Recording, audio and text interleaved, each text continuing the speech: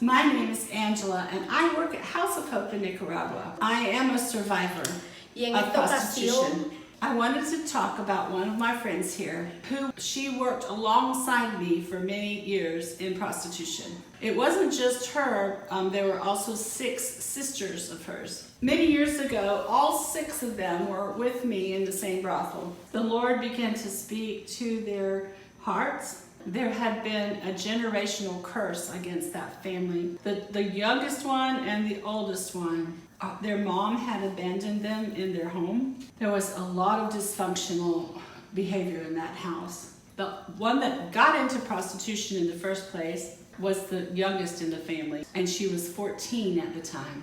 And her sisters said to her, "How do you have all this money?" And she says, "Look, I can take you a place where you can earn a lot of money." All 6 of those sisters were there. They worked in the same brothel, and they started to use drugs there, abuse alcohol. One of them became a lesbian. They all got tattoos, and they were in prostitution for many, many, many years. But the one that I particularly want to tell you about, we're going to call her Maria.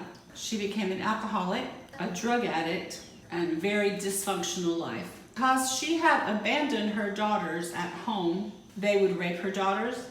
The little girls would be drinking alcohol. They all became pregnant at a very early age. But one day, Maria, in one of the times when House of Hope was out evangelizing, she asked me, "What are the steps to leave prostitution behind?" And she and many of her sisters came here to House of Hope on Tuesday mornings, and they began to learn about the Lord. But she did not come to know Jesus yet. Part of the time that she was in prostitution and being really drunk, they hurt her physically and left many scars. But even with all of that, she did not come to know Jesus yet. She continued there. But she kept telling me, "I want to leave that lifestyle behind." Her lesbian lover was also a female alcoholic.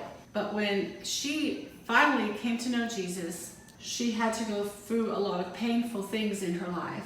Her adolescent daughter was pregnant and she gave birth.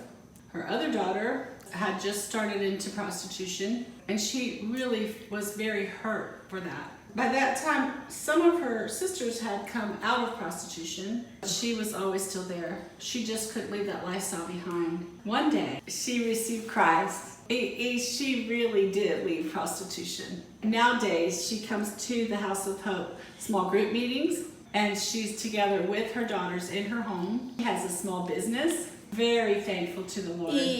And now her face is very happy. We always pray for her. Now she always goes to church.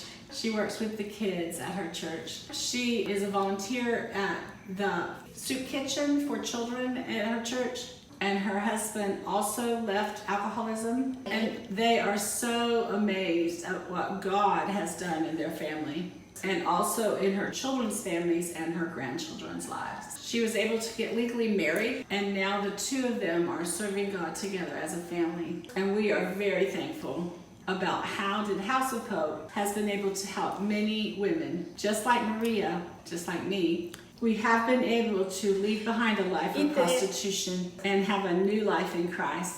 And that's what you see, this smile on my face and on Maria's face. Very thankful to the Lord.